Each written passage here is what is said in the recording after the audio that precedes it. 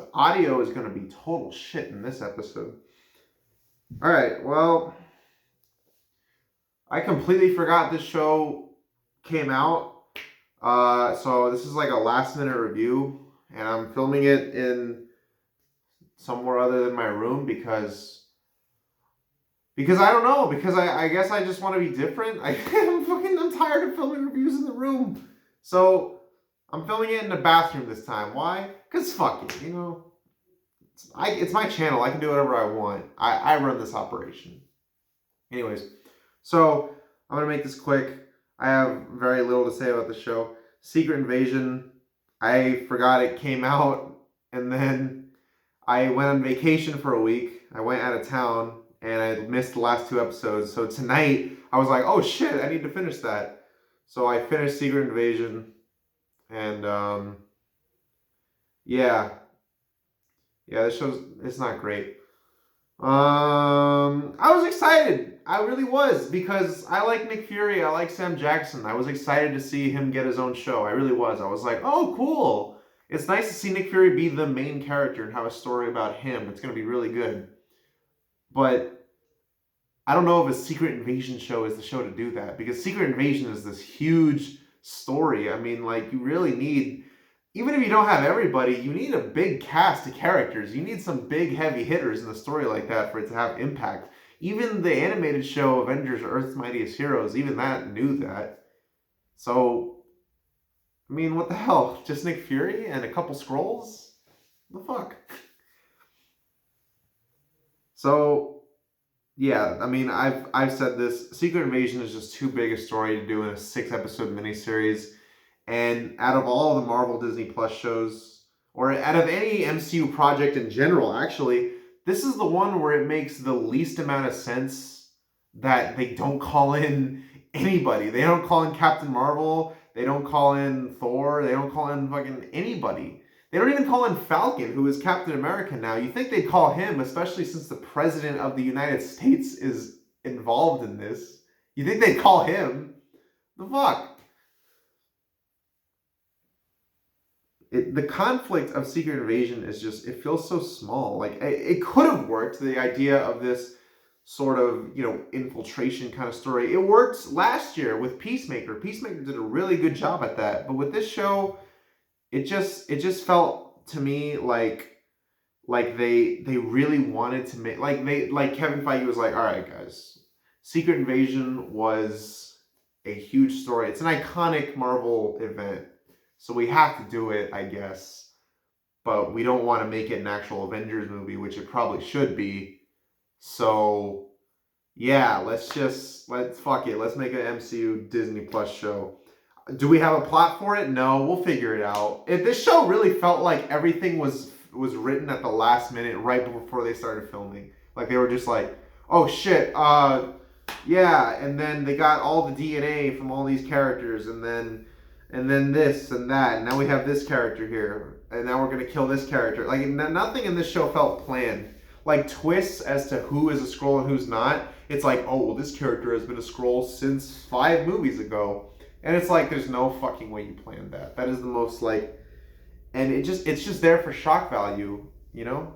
Nothing about this show feels planned. This whole review is very clunky, I gotta tell you, but I just don't feel like going super in depth with this show, because I don't feel like it. I enjoyed the first 3 episodes, because even though it had the Skrull conflict, it also felt like it was actually going into Nick Fury's character, his past, and who he is, and I liked that. I was like, okay, this is interesting. But the last 3 episodes, they just completely abandon all of that, and it just becomes a dumb Nick Fury versus Skrull story, and it just, I don't care anymore. Like, I lost interest, honestly. Like, my favorite scenes in the show, there's one scene in the show where Nick Fury and Talos are on a train and they're talking. That conversation is probably the best scene in the show. Nick Fury's conversation with a roadie in episode 2, again, probably the second best scene in the show.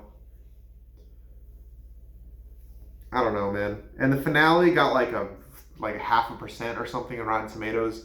I don't think it's that bad, but I think that final fight is pretty fucking terrible. And just the whole conflict just felt weird. And the ending was like, I wish the show, that sounds more interesting than the show we got. Fuck it, spoilers. So at the end of the show, it's like, oh, well, now we really don't know who's a Skrull and who's not, and people are just killing each other around the world because of the Skrull paranoia. And it's like, wow, that would have been a much more interesting plot than what we got. Talos is in this show, and he is totally... this show wastes a lot of characters.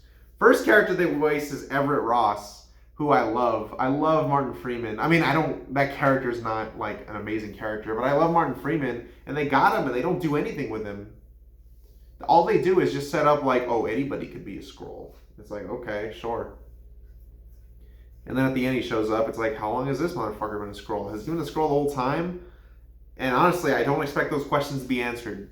If you want that question answered, go watch some interviews with the director. That's not how storytelling should work. Another wasted actor is Kobe Smulders as Maria Hill. Spoilers. I think I'm fine with them killing Maria Hill. That's fine. I don't have an issue with that. But it's like, you could have at least given her like a part in the story. You could have killed her at the end where it would have had more impact. Because her death in the first episode is just there for shock value. It doesn't have any emotional weight because we don't know this character that well. If she died at the end of the show, it would have meant so much more. And it would have been just as shocking, and it would have been just as emotional. Or more emotional, I mean. But as it is, you just wasted that character. You could have given her a lot of depth and interest, but you didn't do anything with her. So her death just felt really hollow and kind of shitty. It just felt like a way like they just needed to write her out because Kobe Smulders doesn't want to do this anymore. Man. Man. Fuck. The villain of the show sucks. Gravik. And I think it just comes down to the age, you know, like Nick Fury is a badass. You want to see Nick Fury go up against someone fucking cool. And really what you're watching is Nick Fury. It felt like I was watching Nick Fury go up against a whiny teenager. Like, he never felt intimidating. He never felt, like, scary. He just felt whiny the whole time. He just felt like the whole time it was just a whiny kid yelling at his dad. That's what it felt like to me, and it's just not interesting. And the whole conflict of like, oh, well, Nick Fury couldn't find the Skrulls a home in 20 years. And it's like, really? You couldn't find one? Shouldn't you be more pissed at Captain Marvel? I feel like Captain Marvel could have taken you to... How many planets are there out there? She could have found one where the Skrulls live. Nowhere would be a great place for the Skrulls to live. It's basically like a refugee place, right? Just put the Skrulls over there. The fuck?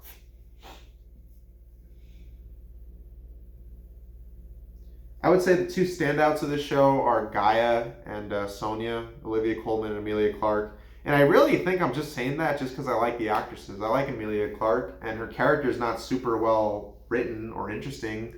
And now she's like the most powerful character ever, which is just like, okay. But I like Emilia Clarke, so I was like, yeah, sure, whatever. And I love, honestly, Olivia Colman, I actually did like that character. And I actually wish she was the one leading the Thunderbolts instead of Julia Louis-Dreyfus. No disrespect to her, but I just like this character much more. She's funny, she's badass, she's a great character. Give her more to do. And Olivia Colman's a fucking amazing actress. The Favorite is, you know, she won an Oscar for a reason.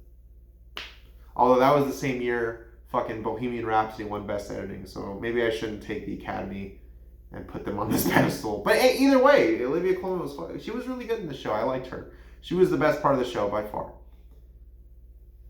So overall, this is a short review. This show was whatever. Out of all the Marvel Disney Plus shows, the only one that I would, honest to God, really loved was Loki. Loki was really good. I really loved Loki. It was the only one that I actually had a desire to rewatch. And I liked Miss Marvel. I liked some of Miss Marvel. I liked some of Hawkeye. I liked Hawkeye and Miss Marvel. I like both those shows. But Loki is the only one that I would feel is actually like a really good show. And this show, it just felt like they wanted to do the Secret Invasion storyline because it's a popular story, but they didn't know what to do. Like, they came up with the first thing you do before pre-production, before filming, before any of it, is the first thing you do is you write the damn thing, you know? But it just was like, we want to make a Secret Invasion show. Do we have a story for it? No, but fuck it, we'll figure it out. Yeah. To be honest with you, this was the first MCU show I've ever watched. All the other ones, even though not all of them were great, this is the first MCU show where I genuinely considered just not watching it because I wasn't interested. And I think the reason I'm still watching all MCU content that comes out is because I'm all caught up. I've seen everything. Like I've like if I skipped out on like 5 movies, then I wouldn't feel this obligation to watch everyone that comes out because it's like, well, I'm already far behind. There's no way for me to catch up. So, you know. But since I've seen basically everything, it's like, well, all it takes to be a completionist is to watch 6 more episodes. So fuck it. It's something to watch, you know.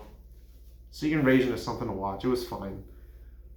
Ultimately, this show is just pretty underwhelming, pretty not great, pretty uninteresting. They called it Marvel's Andor. It's not Marvel's Andor. It's not a terrible show. It's not even the worst Marvel show. Iron Fist, Inhumans, worst MCU Disney Plus show.